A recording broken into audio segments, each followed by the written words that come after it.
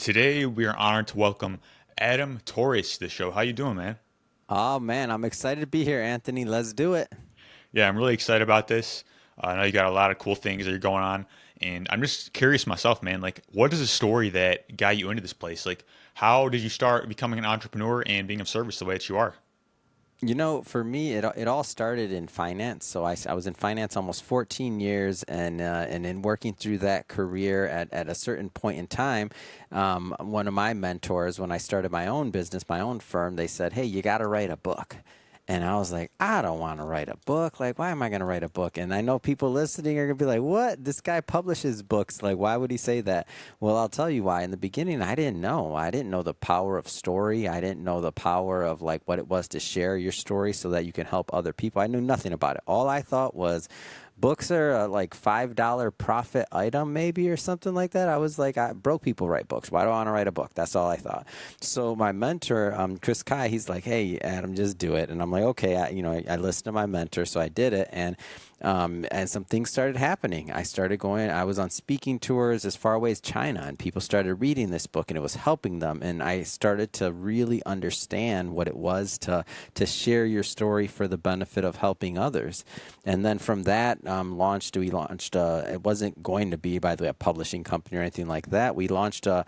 I know if you've ever seen that old Chicken Soup for the Soul series kind of Yeah, thing, where it's a compilation, or I should say an anthology is the technical term, and where it's a group of individuals come together and they contribute a chapter or a piece to the work, and then you publish that, and that becomes the book.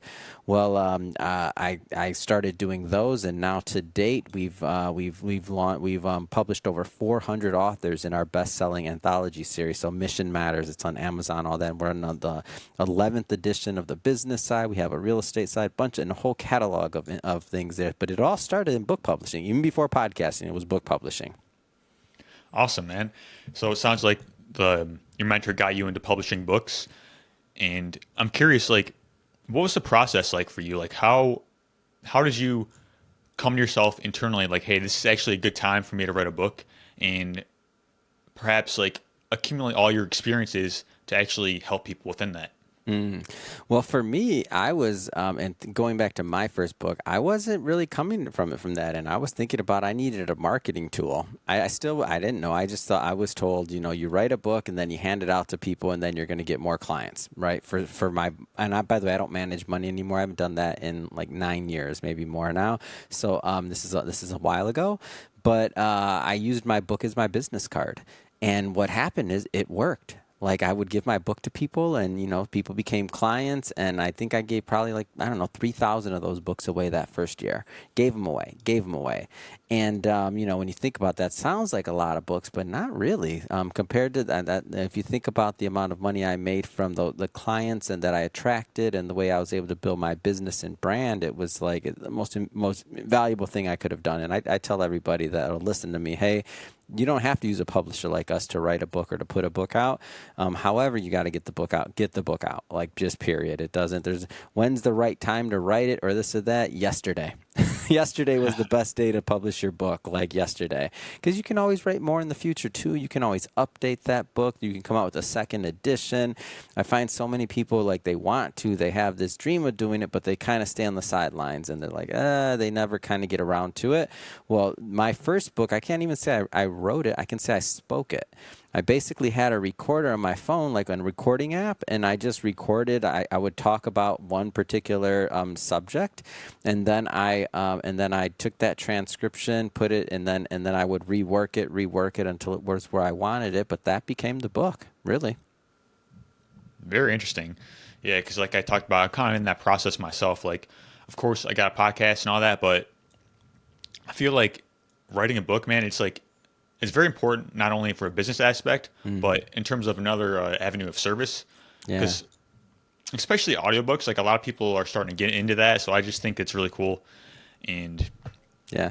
I'm And that curious, like, And it's easier now too. So even the audiobook, things like that, like your audiobook, you can get that done through Amazon now. It didn't used to be that way. You used to have to go into a studio, do all these other things, even read it. For my last book that I published, it's called Driven, and I tell the story of building this company, and I take it a little bit further than my first book. But Driven, I talk about how I'm an accidental entrepreneur. And the reason I bring that up is because the audiobook version of it, I was playing on Amazon, and I'm like, oh, wait, they do audiobooks now? In terms of like production side of it, and they do it through AI. I pushed a button, and within 5 minutes, and maybe less, because I used the platform for the first time, that book was turned into an audiobook and published Really? on Amazon. Done. That's It cool. cost me $0. What did you learn in the process of writing a book in terms of yourself? Because it is a process, right? So in terms of yourself and personal development, and I guess, yeah, like what did you learn by becoming an author? Well, I learned in the development process of it. I learned how to organize my thoughts to become a book. Like that wasn't intuitive in the first sense. Like now that I've been published and have published many books, I understand a lot more about publishing and the art of it, and also about storytelling. So in the beginning, it was just like I said, my first book. I'm not claiming it was the best book ever. I'm not saying that the last one's better than the first one. I'll just throw that out there.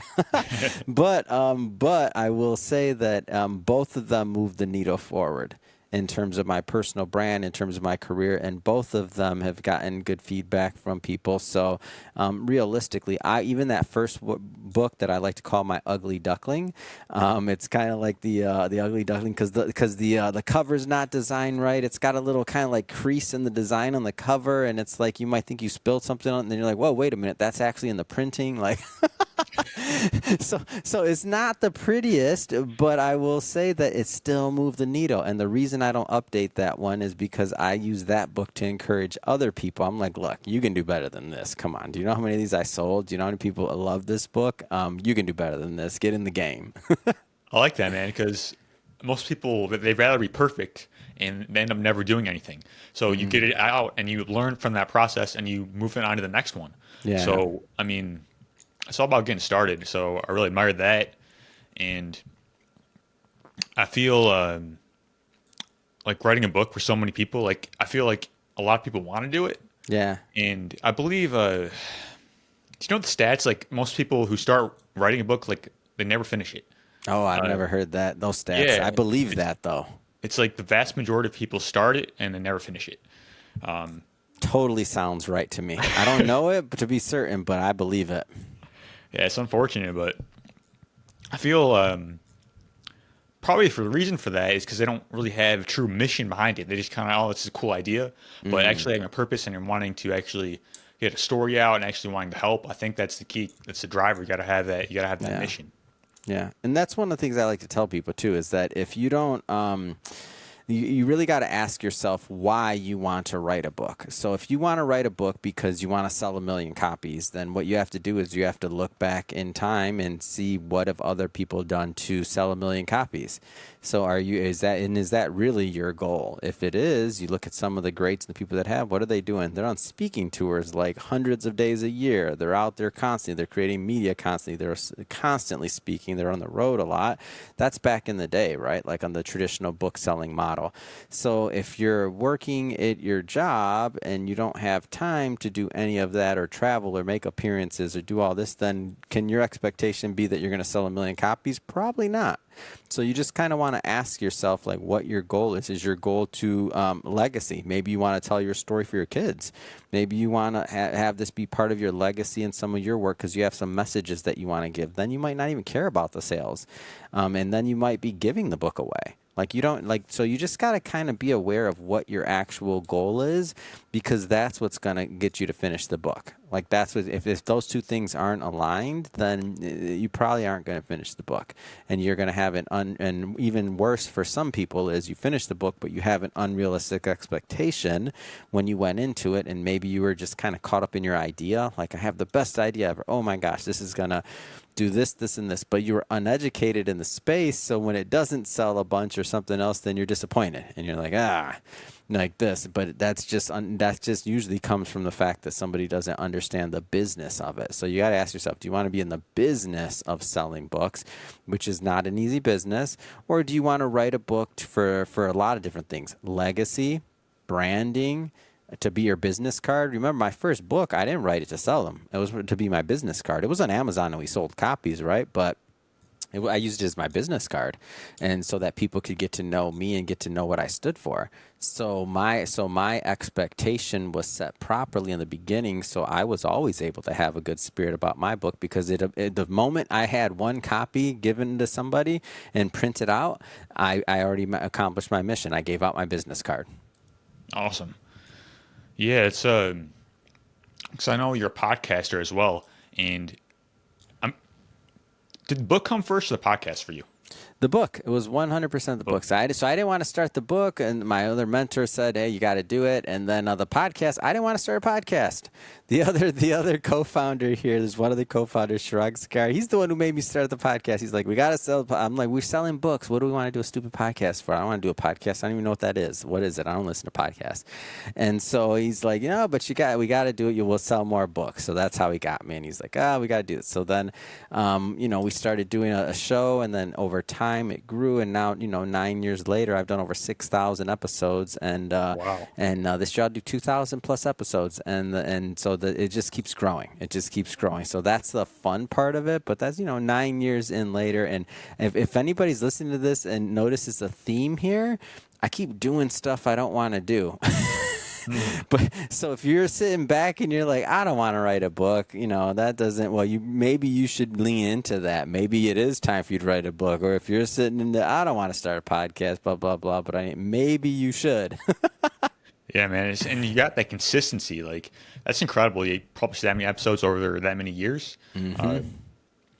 And by the way, that's off of systems. I wake up all the time and don't want to do episodes and don't want to interview people and don't want to do stuff like that. So I created systems, and I created the company around that execution.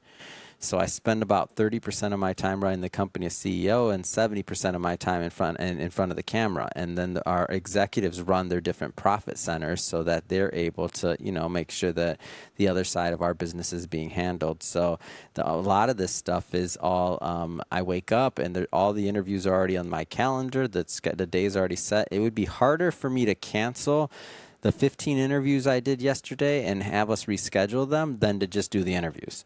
So I set it up around systems. I don't have any, I know one of the things that we talk about is like motivation, or like mindset, or like how do you persevere, or how do you stay on track. For me, I got a lazy brain just like everybody else. So I use systems to compensate for my lazy brain. That's all.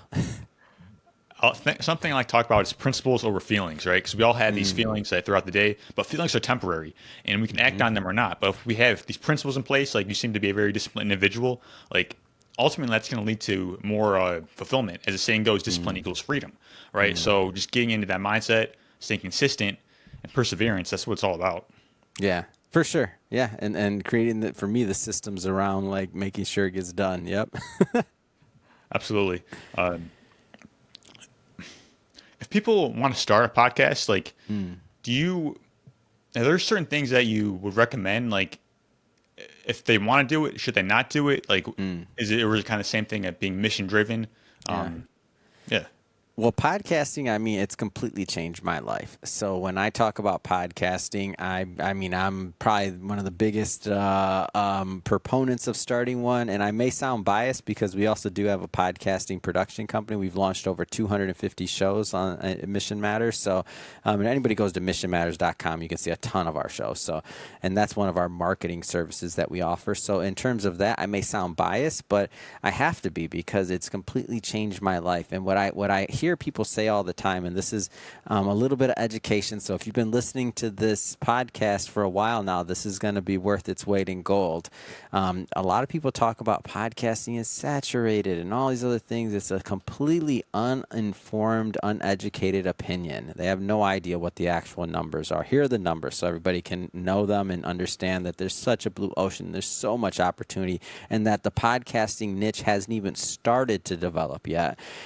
So think about YouTube, over 150 million channels. Podcasting, less than 4 million. Last week, there was less than 200,000 episodes that went live on the entire podcasting platform. Think about that. That's nothing. Nobody's even creating. Where's everybody at? There's nobody even Right. doing anything. So we have hundreds of thousands of episodes going out every week. That's nothing. And let's just say even if there was 1 million episodes that went out last week, that's nothing. That's absolutely nothing for the entire world. And when you think about the distribution on things like Spotify and Apple and iHeartRadio and all these other places, like the amount of distribution you're getting, this has never existed before. So now when I'm having this argument, people are having this argument all the time, then they're normally like, okay, Adam, well, but podcasting's been around 20 years. It has been as a form, but you got to think about it. Podcasting developed out of radio. So in the past, you couldn't monetize a show unless it was big, because it's a host-read ad, and these ads weren't dynamic in the past to where you could read an ad and then it could be taken off after a certain amount of downloads. Think about YouTube. Small creators were incented to be on YouTube as a creator, especially back in the day before they had all those metrics. They were incented, and you get pennies for your content, but that was still money. So people were incented to then go create on that platform. Well, now that exists in podcasting. So as people are incented, even small shows can be monetized. Now what happens is that's going to attract more creators even worldwide.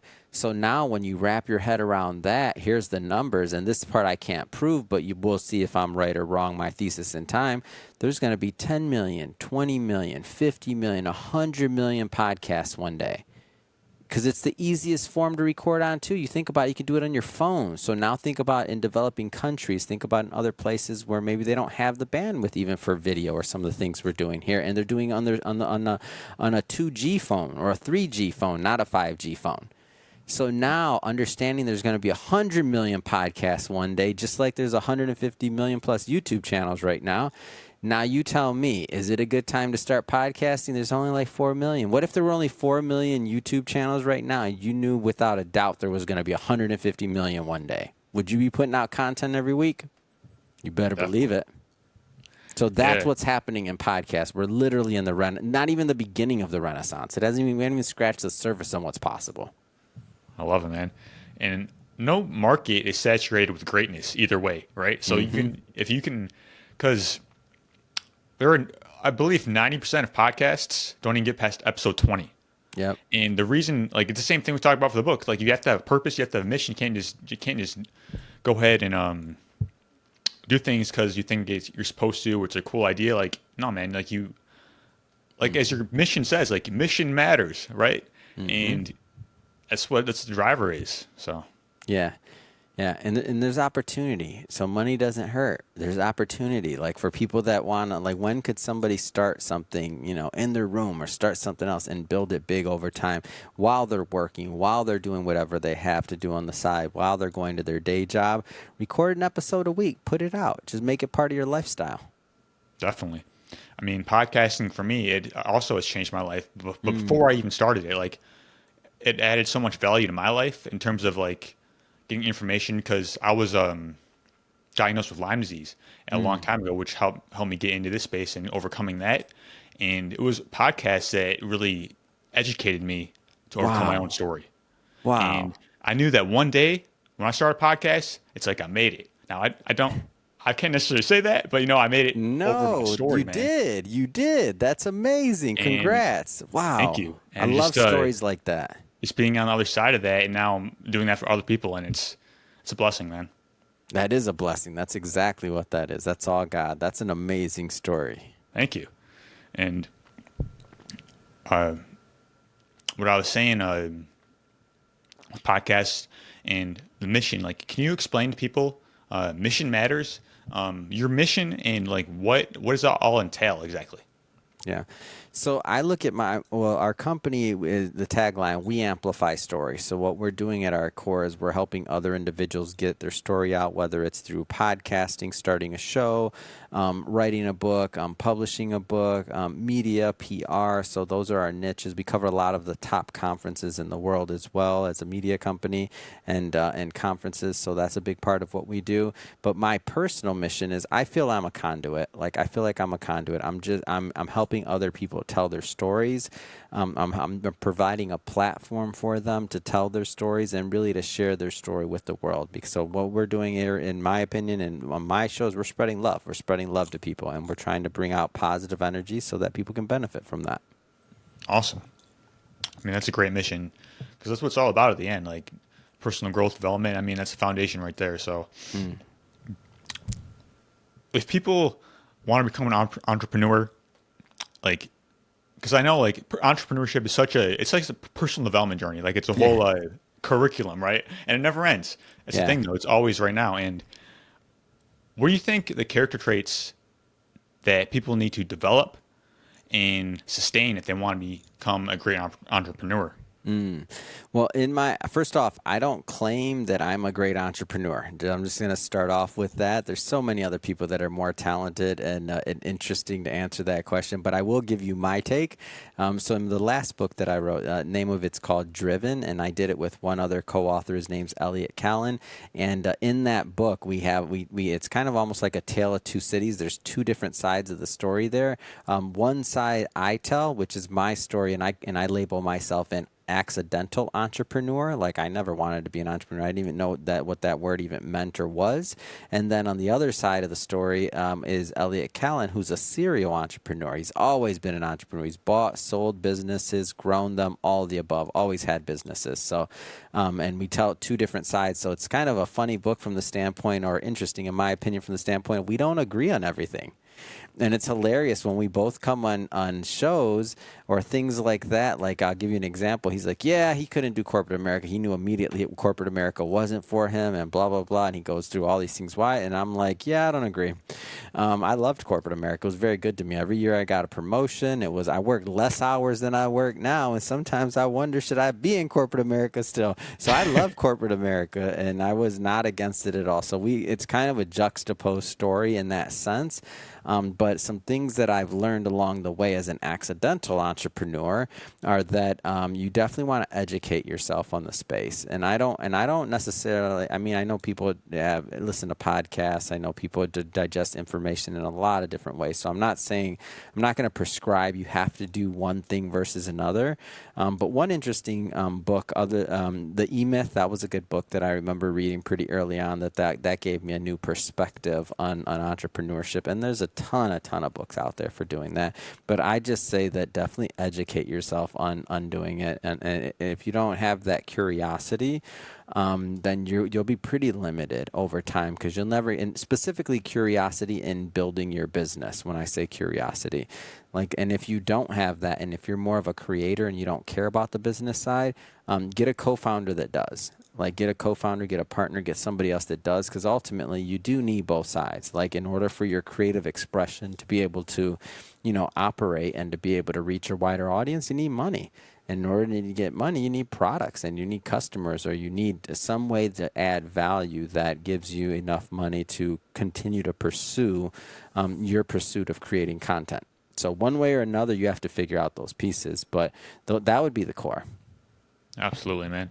And greatness is built one step at a time, all right? We're always in process. Mm-hmm. There's always another level. So, I mean, that's the journey. So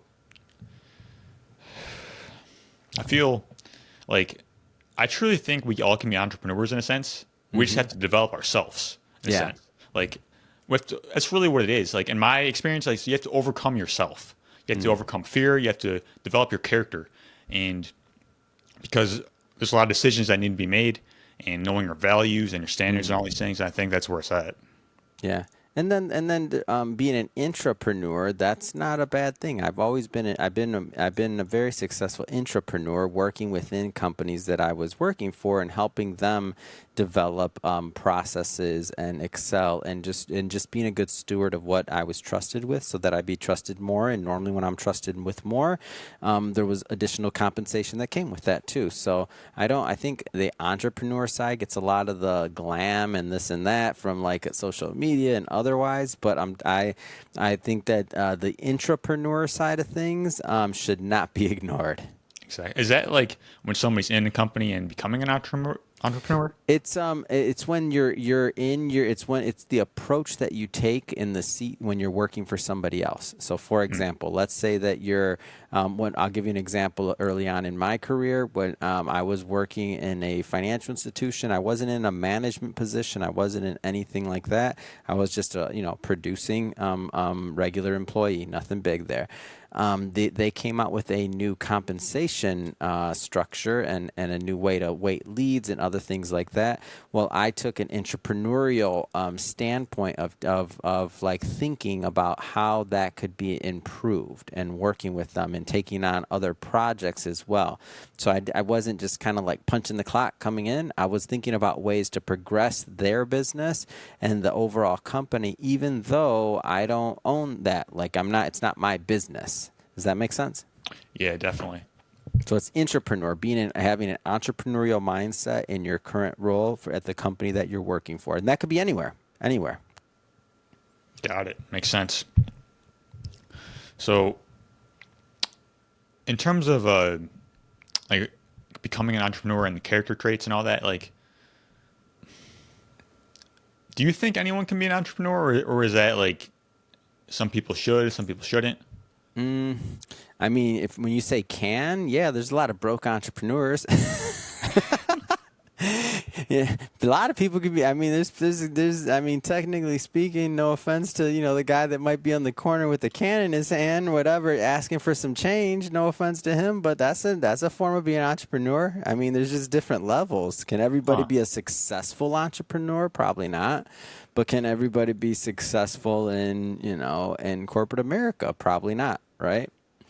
But it just really depends. I think, I guess another angle in the question is, do I think everybody should be one? No, I don't think so. It's not worth it for most people. Like, you got to really ask yourself, like most people, best case scenario, they're going to buy themselves a job.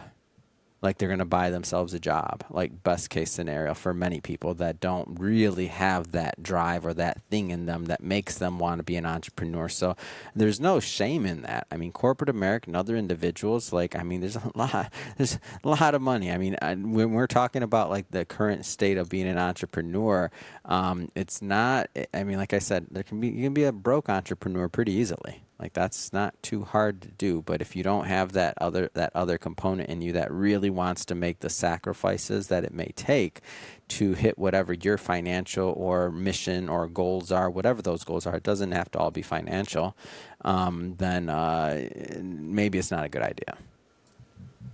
Definitely, that makes sense.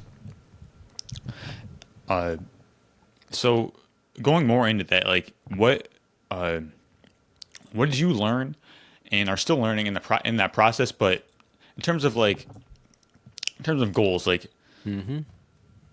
what are some goals that people should have when it comes to their own business in terms of like service and personal development, to be of service ultimately? Yeah. I think one thing that people should consider is, and when they're creating their goals, is the opportunity cost. So the cost of being an entrepreneur versus not being an entrepreneur. And I know early on in my business, one of the things I would do is have a sit down with one of my mentors and talk about the year, talk about how much money I made, how much I kept, things like that, and then compare that about if I went and just got a job, how much I would be able to make.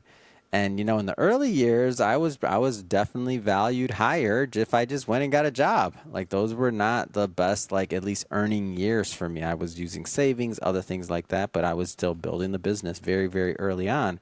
We didn't have a website, didn't have a brand, didn't have anything. We were just starting out, right? So looking back now, I think that if I could do it over, what I would be looking at is what my financial goals were. I would have had those a lot more clear. I'd also be thinking about my skill set. I was very fortunate to have another co-founder. Not everybody does that, so I think I got lucky to have a great co-founder in the beginning as well. So that allowed me to. So I think something somebody should consider is definitely, should they have a co-founder? Should they not go at it alone? Like, what their method's going to be of like starting their business. Also thinking about like how much oxygen they have, aka money.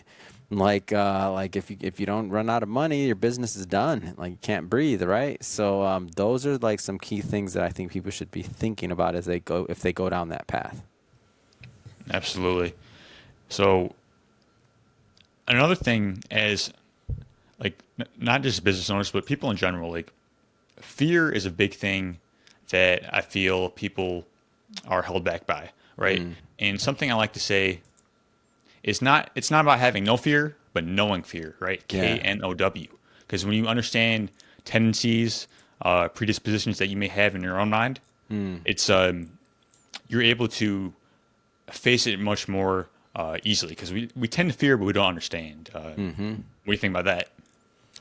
Yeah, I think fear, false events appearing real. Like the thing is there's seasons. So there's seasons for all of this stuff. And you're right, being naive or having like blind spots that makes people feel insecure.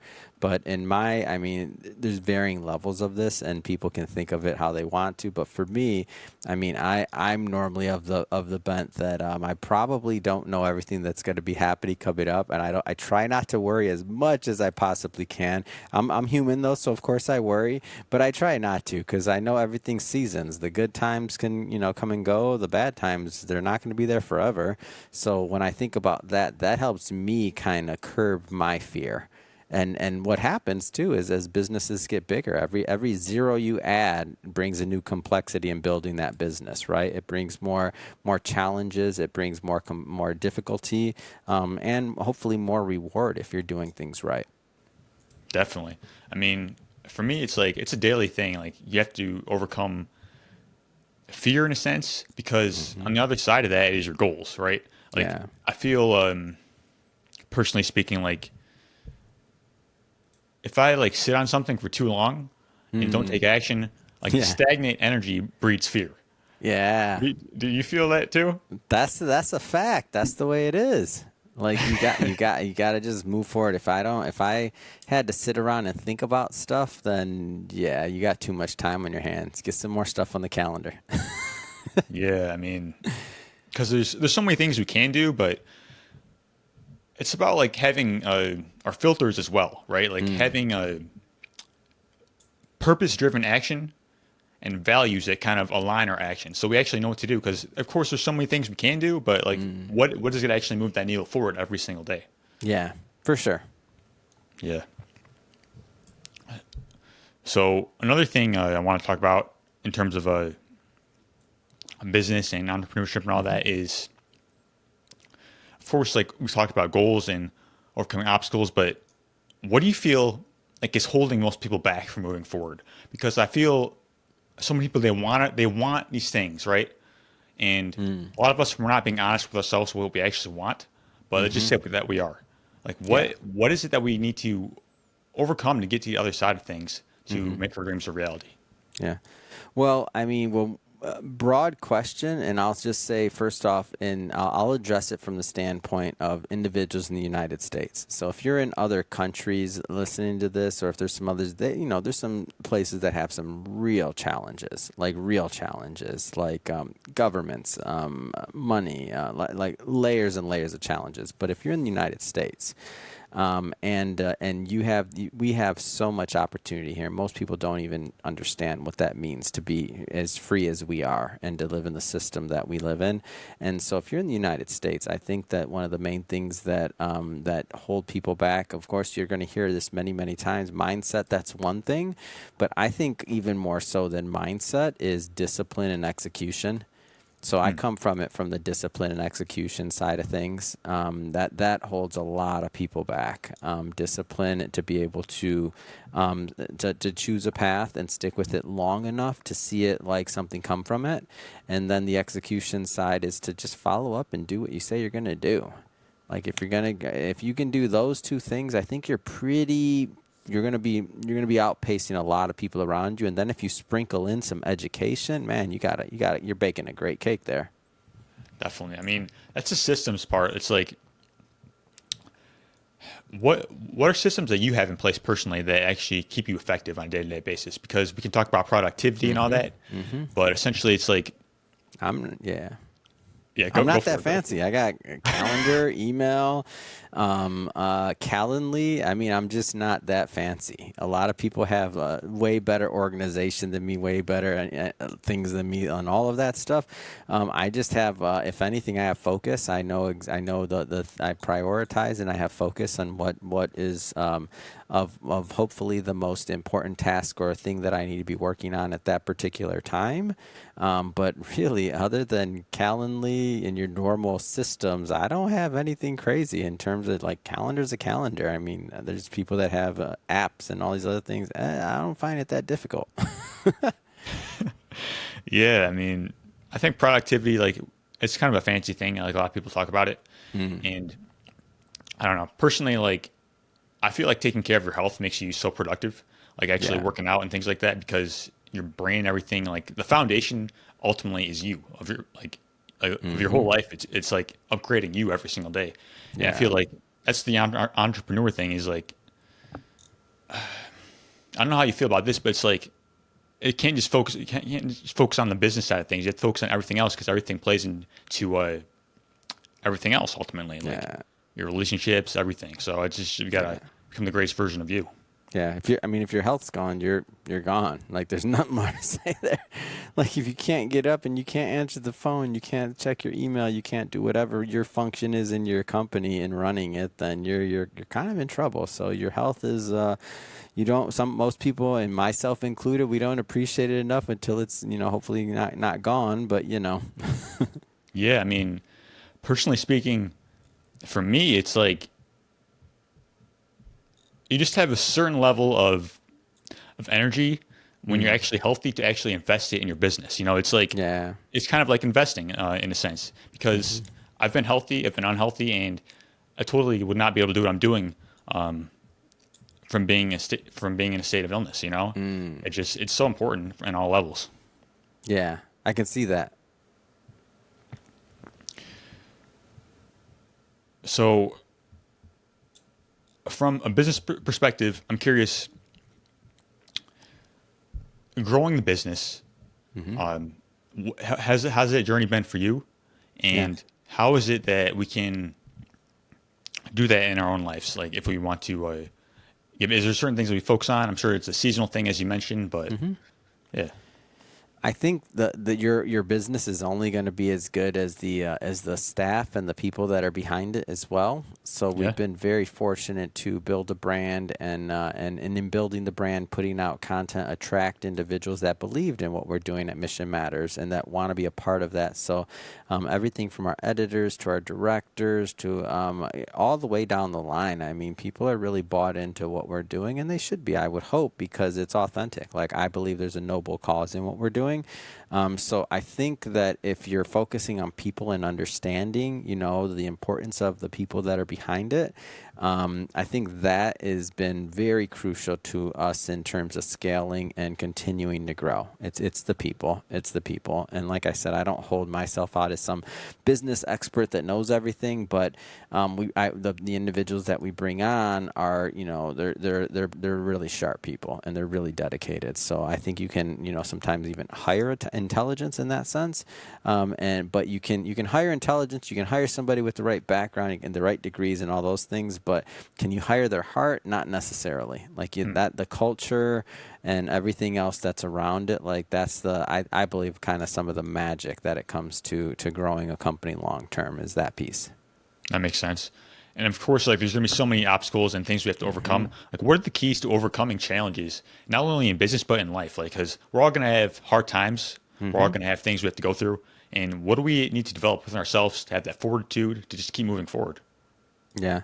Um, Perseverance is a big topic. Many people, I mean, I'm not claiming I got the best advice on this one. I mean, perseverance is tricky. I lean on systems more than perseverance. I lean on, like, I have to roll out of bed and I have to, like, go through my calendar and make sure that I'm completing my tasks. But persistence through all of that and overcoming it, really, it's one. I think about that old saying, like, how do you eat an elephant? Like, one bite at a time. However that saying goes. Like, it's Yeah, really just if you're so tired, you're so drained, you can only do one task today. Do that task. Like just focus, like you can build on momentum. Momentum can grow over time in anything, and momentum can slow down too, and it's okay. And if we go back to that thought process of there's seasons, there's time for expansion, there's time for even stagnation, and there's even time for contraction. I mean, if it's not likely that in this world you're ever going to be in a constant growth mode forever. Like that's just not very likely, and not if you're looking at a long enough time period as well. Like, so that's the way I like to think of things, is that you just got to have some realistic expectations around that just as the basis. And then you can build from that. Like I said, if you can do one task today, great. If you can do 10, great. Like, but you can keep building from that. But every little brick that you do, or every little task that you complete, you're adding to your overall body of work. And that means something over time, over a prolonged period of time, assuming that you're working on a mission or on something that you care about. I love that, man. Like overcoming the challenges is key, and it's a never-ending process. Like I like to say that because there's always going to be challenges, and the thing is, like, it just helps us get to the next level. I mean, challenges are part of the process. We have these goals, but we have to be qualified in a sense. We have to become another version of ourselves if we want those things to happen. Absolutely. Definitely. I know you talk about executing a lot, like getting things done, execution, and because execution is really what matters at the end of the day. We can talk about like we tried, we want to do things, but did we get it done? Is the thing. Like in terms of business, like what are the keys to executing, man? Yeah. Executing, first off, your team, as I mentioned before, executing is a big deal with your team. So your team is like, if you can build a culture around execution. So I'll give you an example for us. At Mission Matters, one of the things that we're focused on is the quantity of episodes that we put out, whether it's for my show or whether it's for our clients. So we're always focused on that because that's our product, podcast episodes for that particular division. Same thing with books. How many books are we putting out? How many stories are we helping people tell? So if we're decreasing in that, then we're constantly reevaluating, reiterating, and reassessing like the systems that we have in place for that execution. Like for that. So that's the key there, is to we're not complacent, we're not stagnant, we're always looking at how we can get better. And that could be on the technology side, that could be on the distribution side, that could be, I mean, you can go anywhere down that supply chain, one way or another. Like that's how we're looking at it. Awesome. Yeah, execution, like for me, it's like having systems that we talked about throughout this episode and relying on those things, because having like a foundation and a schedule and all that is so important, and being adaptable within that, because there's so many things that could go on, and having like these systems that we can know how to adapt in certain situations, and just getting better at that, because that's how we move the mission forward. I feel like asking empowering questions, and not only that, but like learning from our days. Like how many of us are actually self-assessing and see what went right and what went wrong, and how we can move forward. Because we can if we just dwell on things, then it's not it's not going to happen for us. Yeah, for sure. In terms of Mission Matters, I know you've done a lot of interviews and having people tell their stories. Like what are the ingredients if people want to tell their stories? Maybe they just want to talk to people in general. Like how do they tell their own story to help someone else? Yeah. Well, I come from the old school kind of like broadcaster side of things. So if you're telling a story as a host and you're trying to pull that story out of somebody as a host, I like to use a pretty simple framework. I mean, I didn't invent it, that's for sure. I like to get their journey, where they started. I like to focus then on whatever the main topic or point is that they have. So it's kind of like a regular 3-part act. That's going to be the kind of the meat of the interview, is that middle part. And then towards the end, I like to add kind of like a futuristic component, like what's next for them. Like if I can get them to dream or to share some of their like other pieces of themselves, whether it's about personal things or just otherwise, like what their aspirations are. I find that those 3 components can make a pretty good interview and can also make for getting a good portion of their story out. Awesome. And in order to tell our story, we have to overcome it in a sense, right? But I don't feel like we have to be perfectly over it to tell it. All depends on situations, of course. Yeah. But Well, And it's always evolving, right? So I mean, it's our stories both change today because we're doing this episode with each other. yeah, I There you go. mean, and we're always going to have another story in a sense. There you Like go. we can talk about our story of how we got to where we are, Hmm. and we can just talk about like I don't know, just challenging things in our lives because I feel like story's been around for thousands of years. Like as we've Yeah. always, that's how we've learned in a sense. Hmm. And being a great storyteller, I think that's a great skill to develop. Yeah. Totally agree. You talk about personal branding a lot. Hmm. First of all, what is a personal brand for people that aren't aware of that? And what can we do to start to develop that? Yeah. So personal brands, first off, if somebody doesn't know what that concept means, think about like a business brand. Go every the product design, like it's a very recognizable brand.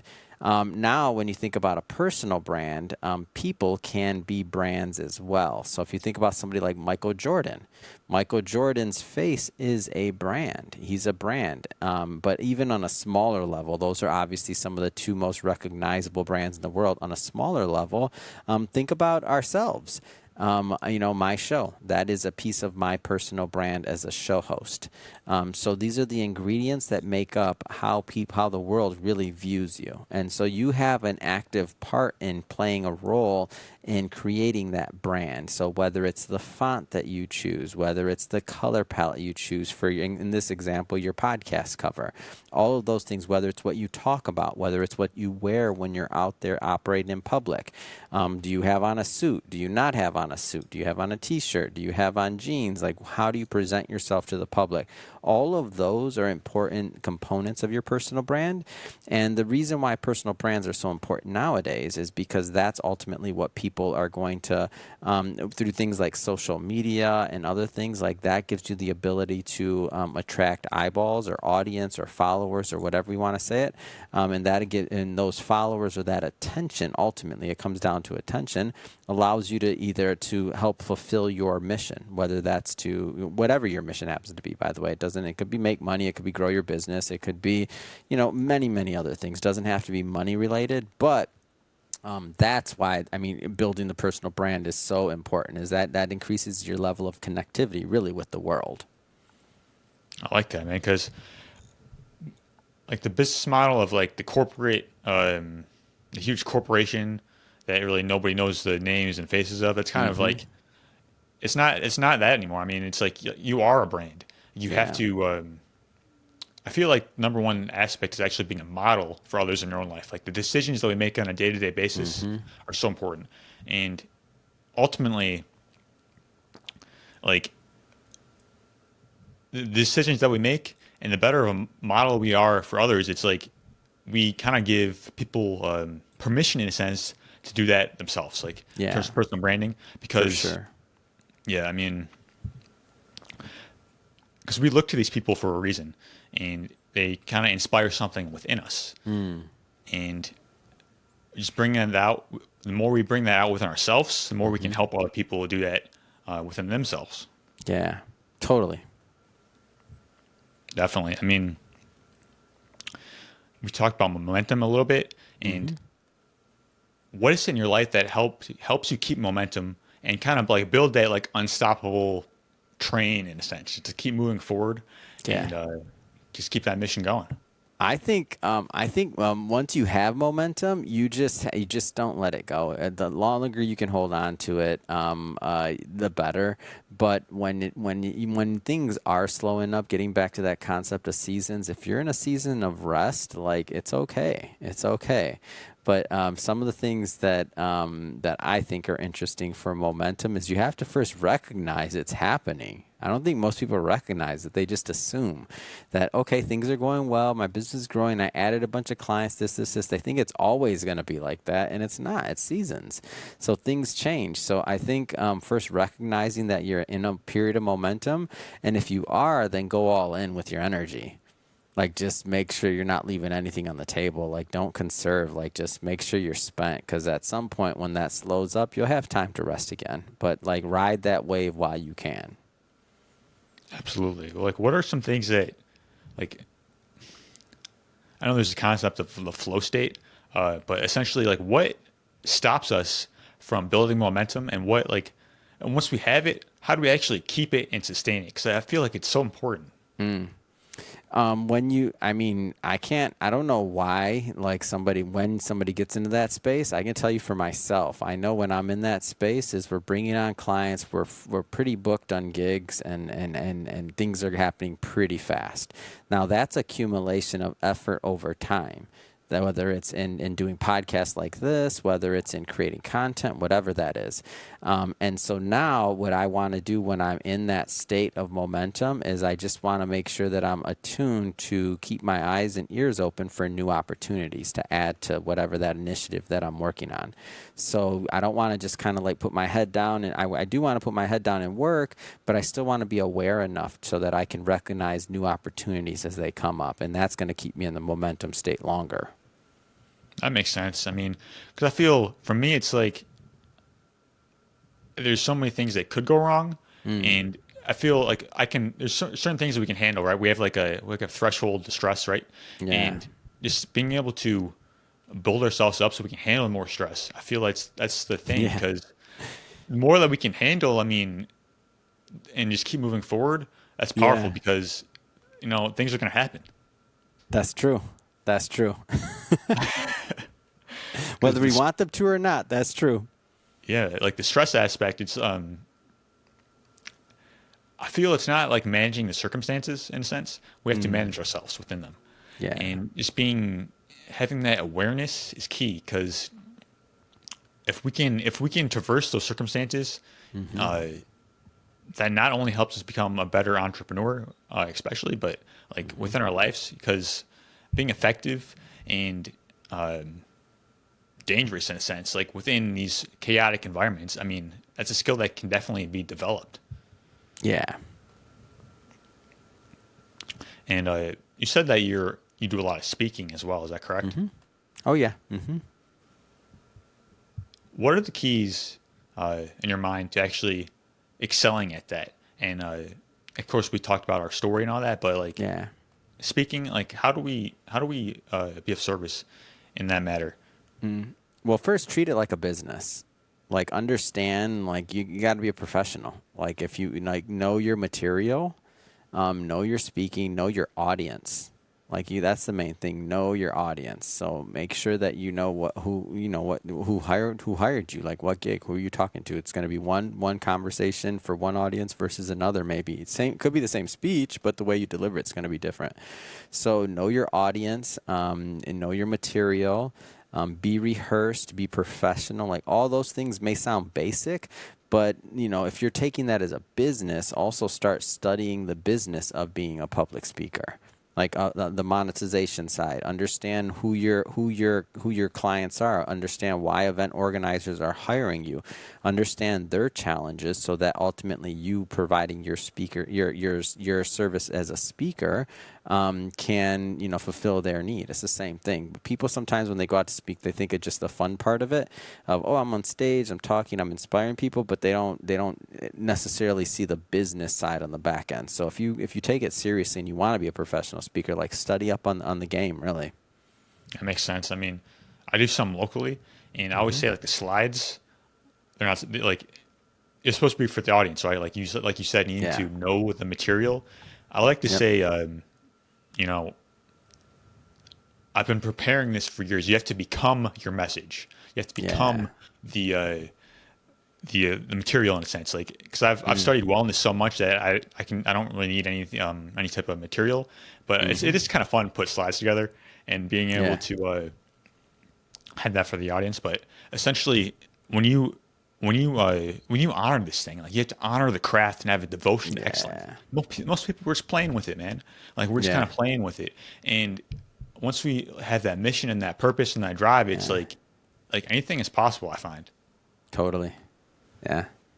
I mean, especially like because when things get hard, it's like you stand in truth in what you actually want. You stand in your purpose, and you understand that you were bigger than the circumstances, and being able to overcome them. It really it's like one step at a time, as we've been talking about, and Yeah. just having that the story to tell, because ultimately, the people need you at the end of the day. Like a Hmm. leader, like, because I know you're a leader, and a leader ultimately we have to sacrifice who we are for what we could become, Mm. because we don't have necessarily have the luxury of just I don't feel like it today, throwing the towel, like, because you understand the mission is bigger than than the circumstances. Yeah. What's your take on that? Like, Yeah.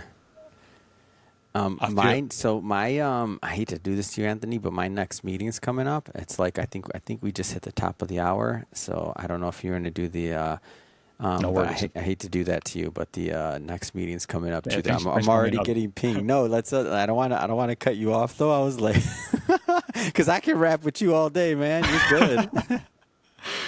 All right, man. I appreciate that for letting me know. But I like Yeah, for people to know where they can connect with you and your absolutely. mission, and Yeah. people want to love to connect with you. Yeah, no, it's real simple. On Instagram, ask Adam Torres. I make it real simple. Just go over there if you have a podcast, if you got a, or if you want to launch a podcast, a book, anything else, any projects, shoot me a DM. Love to hear what you guys are working on out there. Again, ask Adam Torres on Instagram. There's a link in the bio that'll send you to a link tree that has everything: websites, newsletters. We give out more free content than I think any other media outlet of our size on the planet. So come check me out on Instagram. Ask Adam Torres. Awesome, Adam. I appreciate you so much for coming on and sharing your insights with us. It's been a pleasure. Awesome, Anthony. I appreciate you, man. Thank you. All right. I'll see you, man. Thank you.